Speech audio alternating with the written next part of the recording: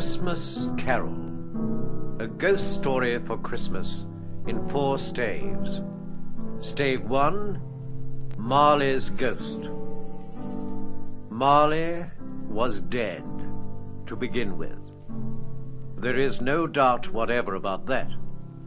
The register of his burial was signed by the clergyman, the clerk, the undertaker, and the chief mourner.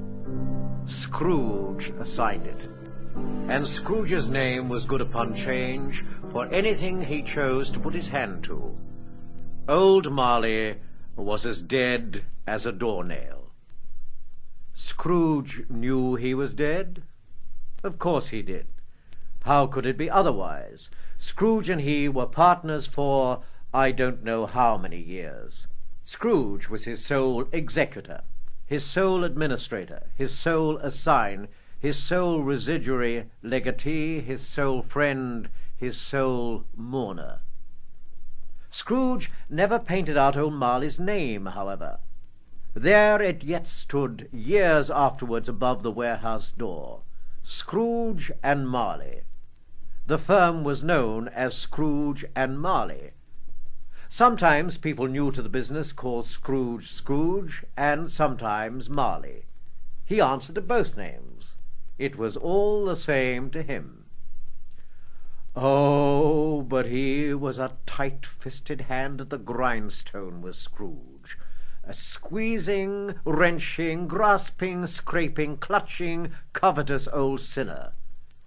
Nobody ever stopped him in the street to say with gladsome looks, "My dear Scrooge, how are you? When will you come to see me?" No beggars implored him to bestow a trifle.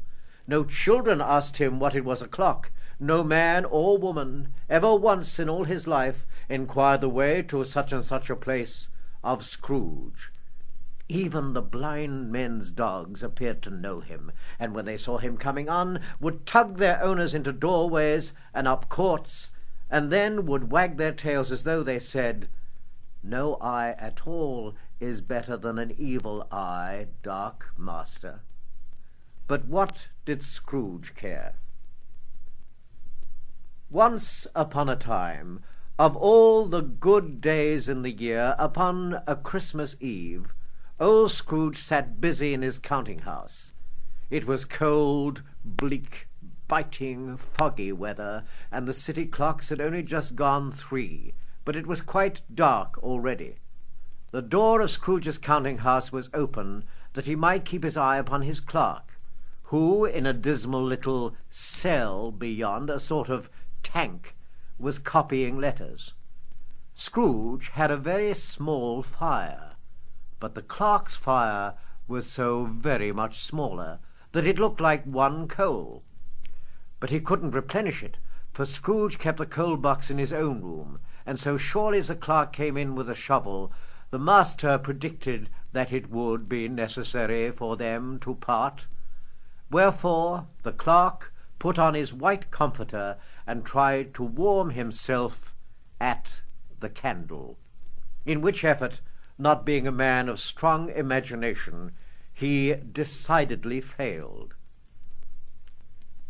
"A Merry Christmas, Uncle! God save you!" cried a cheerful voice.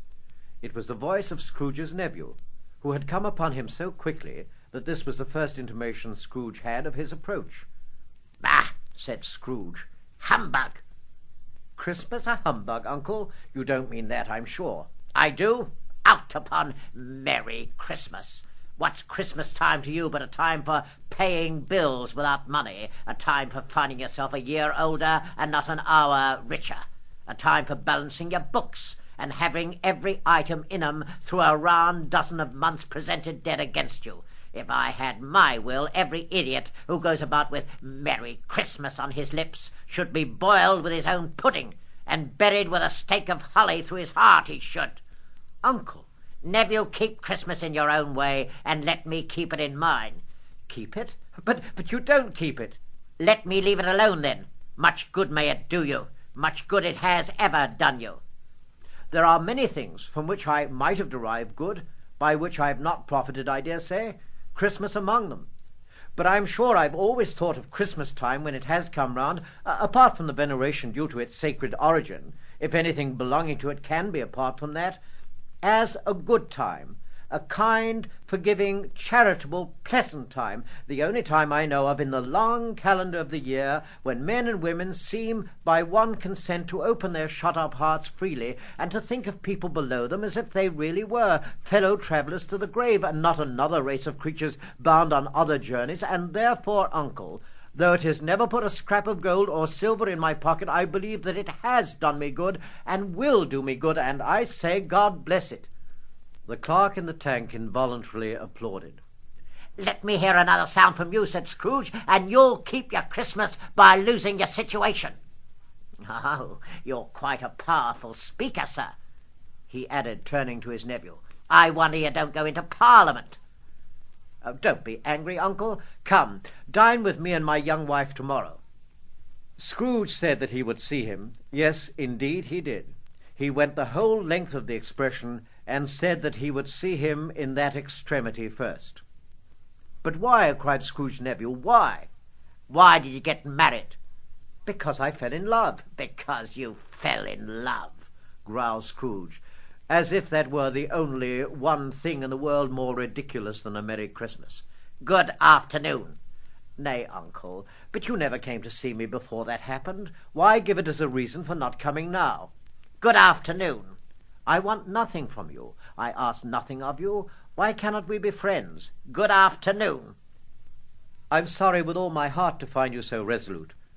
We have never had any quarrel to which I've been a party. But I've made the trial in homage to Christmas, and I'll keep my Christmas humour to the last. So, a Merry Christmas, uncle." "Good afternoon." "And a Happy New Year." "Good afternoon." His nephew left the room without an angry word notwithstanding. The clerk, in letting Scrooge's nephew out, had let 2 other people in. They were portly gentlemen, pleasant to behold, and now stood with their hats off in Scrooge's office. They had books and papers in their hands, and they bowed to him. "Scrooge and Marley's, I believe," said one of the gentlemen, referring to his list. "Have I the pleasure of addressing Mr. Scrooge or Mr. Marley?" "Well, you haven't the pleasure of addressing Mr. Marley. Mr. Marley has been dead these 7 years. He died 7 years ago this very night." "At this festive season, Mr. Scrooge," said the gentleman, taking up his pen, "it is more than usually desirable that we should make some slight provision for the poor and destitute, who suffer greatly at the present time. Many thousands are in want of common necessaries. Hundreds of thousands are in want of common comfort, sir." "Are there no prisons?" "Oh, plenty of prisons, but under the impression that they scarcely furnish Christian cheer of mind or body to the unoffending multitude, a few of us are endeavouring to raise a fund to buy the poor some meat and drink and means of warmth. We choose this time because it is a time of all others when want is keenly felt and abundance rejoices. What shall I put you down for?" "Nothing." "Oh, you wish to be anonymous?" "I wish to be left alone. Since you ask me what I wish, gentlemen, that is my answer. I don't make merry myself at Christmas, and I can't afford to make idle people merry. I help to support the prisons and the workhouses. They cost enough, and those who are badly off must go there." "Well, many can't go there, and many would rather die." "If they would rather die, they had better do it, and decrease the surplus population." At length the hour of shutting up the counting-house arrived. With an ill will, Scrooge, dismounting from his stool, tacitly admitted the fact to the expectant clerk in the tank, who instantly snuffed his candle out and put on his hat. "You'll want all day tomorrow, I suppose?" "If quite convenient, sir." "It's not convenient, and it's not fair. If I was to stop £half-a-crown for it, you'd think yourself mightily ill-used, I'll be bound." "Yes, sir." "And yet you don't think me ill-used when I pay a day's wages for no work?" It's only once a year, sir." "A poor excuse for picking a man's pocket every 25th of December. But I suppose you must have the whole day. Be here all the earlier next morning." The clerk promised that he would, and Scrooge walked out with a growl. The office was closed in a twinkling, and the clerk, with the long ends of his white comforter hanging below his waist, for he boasted no greatcoat, went down a slide at the end of a lane of boys 20 times in honour of its being Christmas Eve, and then ran home as hard as he could pelt to play at blindman's buff. Scrooge took his melancholy dinner in his usual melancholy tavern, and having read all the newspapers and beguiled the rest of the evening with his banker's book, went home to bed. He lived in chambers which had once belonged to his deceased partner. They were a gloomy suite of rooms in a lowering pile of building up a yard. The building was old enough now, and dreary enough, for nobody lived in it but Scrooge, the other rooms being all let out as offices. Now, it is a fact that there was nothing at all particular about the knocker on the door of this house, except that it was very large. Also that Scrooge had seen it night and morning during his whole residency in that place. Also that Scrooge had as little of what is called fancy about him as any man in the city of London, and yet Scrooge, having his key in the lock of the door, saw in the knocker, without its undergoing any intermediate process of change, not a knocker, but Marley's face. Marley's face, with a dismal light about it like a bad lobster in a dark cellar. It was not angry or ferocious, but it looked to Scrooge as Marley used to look, with ghostly spectacles turned up upon its ghostly forehead. As Scrooge looked fixedly at this phenomenon, it was a knocker again. He said, "Pooh! Pooh!" and closed the door with a bang. The sound resounded through the house like thunder. Every room above and every cask in the wine merchant's cellars below appeared to have a separate peal of echoes of its own. Scrooge was not a man to be frightened by echoes. He fastened the door and walked across the hall and up the stairs, slowly too, trimming his candle as he went. Up Scrooge went, not caring a button for it being very dark. Darkness is cheap, and Scrooge liked it. But before he shut his heavy door, he walked through his rooms to see that it was all right. He had just enough recollection of the face to desire to do that. Sitting room, bedroom, lumber room, all as they should be. Nobody under the table, nobody under the sofa. A small fire in the grate, spoon and basin ready, and the little saucepan of gruel, Scrooge had a cold in the head, upon the hob. Nobody under the bed, nobody in the closet, nobody in his dressing gown, which was hanging up in a suspicious attitude against the wall. Quite satisfied, he closed the door and locked himself in, double locked himself in, which was not his custom. Thus secured against surprise, he took off his cravat, put on his dressing gown and slippers and his nightcap, and sat down before the very low fire to take his gruel. As he threw his head back in the chair, his glance happened to rest upon a bell, a disused bell, that hung in the room, and communicated, for some purpose now forgotten, with a chamber in the highest story of the building. It was with great astonishment, and with a strange, inexplicable dread, that as he looked, he saw this bell begin to swing. Soon it rang out loudly, and so did every bell in the house. This was succeeded by a clanking noise deep down below, as if some person were dragging a heavy chain over the casks in the wine merchant's cellar. Then he heard the noise much louder, on the floors below, then coming up the stairs, then coming straight towards his door. It came on through the heavy door, and a spectre passed into the room before his eyes, and upon its coming in the dying flame leaped up, as though it cried, "I know him, Marley's ghost." The same face, the very very same. Marley, in his pigtail, usual waistcoat, tights, and boots. His body was transparent, so that Scrooge, observing him, and looking through his waistcoat, could see the 2 buttons on his coat behind.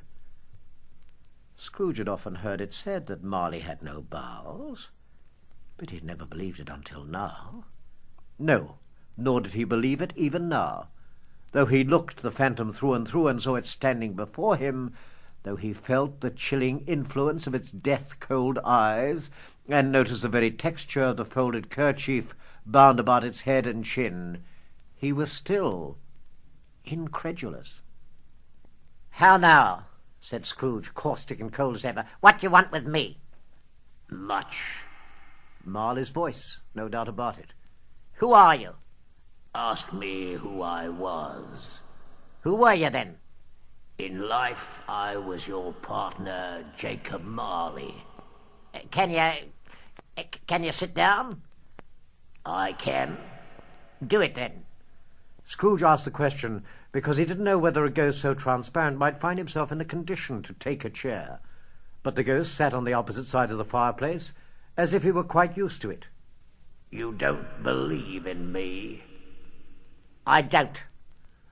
"What evidence would you have of my reality beyond that of your own senses?"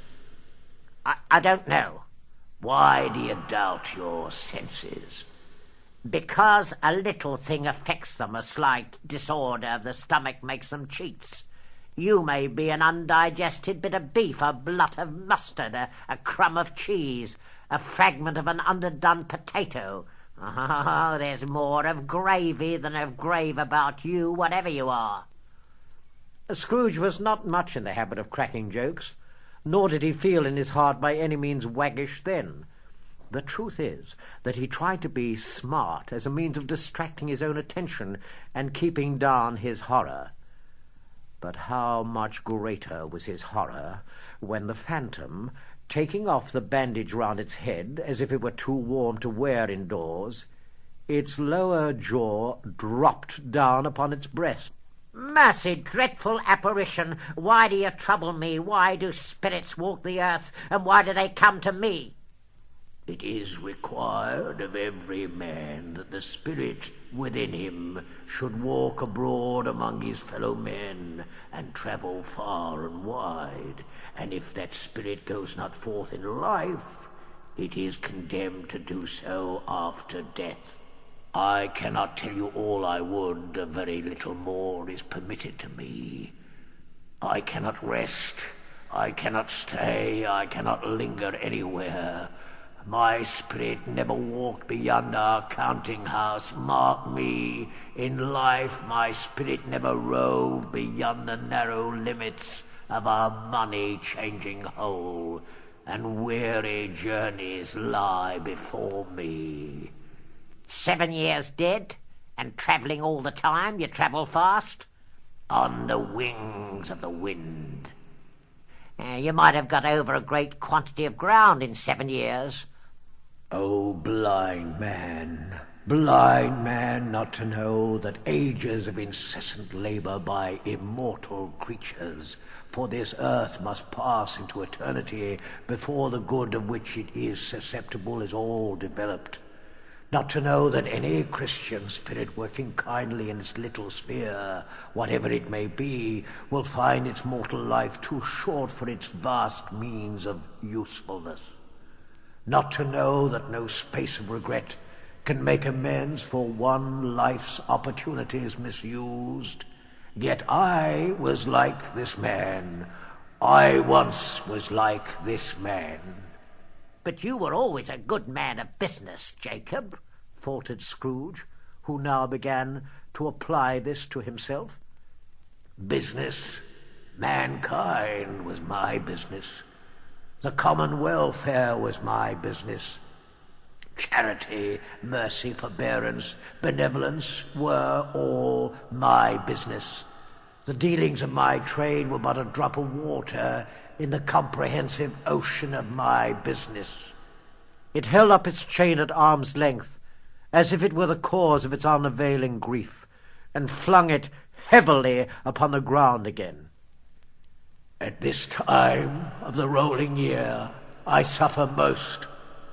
Why did I walk through crowds of fellow beings with my eyes turned down, and never raise them to that blessed star which led the wise men to a poor abode? Were there no homes to which its light would have conducted me? Scrooge was very much dismayed to hear the spectre going on at this rate, and began to quake exceedingly. Hear me. My time is nearly gone. I will. But don't be hard upon me. Don't be flowery, Jacob, pray. I am here tonight to warn you that you have yet a chance and hope of escaping my fate, a chance and hope of my procuring Ebenezer. You were always a good friend to me, thank ye. You will be haunted by 3 spirits. Is that the chance and hope you mentioned, Jacob? I think I'd rather not. Without their visits you cannot hope to shun the path I tread. Expect the first tomorrow night, when the bell tolls 1. Expect the second on the next night at the same hour, the third upon the next night, when the last stroke of 12 has ceased to vibrate. Look to see me no more, and look that for your own sake you'll remember what has passed between us. It walked backward from him, and at every step it took, the window raised itself a little, so that when the apparition reached it, it was wide open, and it floated out through the self-opened window into the bleak, dark night. Scrooge closed the window and examined the door by which the ghost had entered. It was double-locked, as he had locked it with his own hands, and the bolts were undisturbed. Scrooge tried to say humbug, but stopped at the first syllable. And being, from the emotion he had undergone, or the fatigues of the day, or his glimpse of the invisible world, or the dull conversation of the ghost, or the lateness of the hour, much in need of repose, he went straight to bed without undressing, and fell asleep on the instant.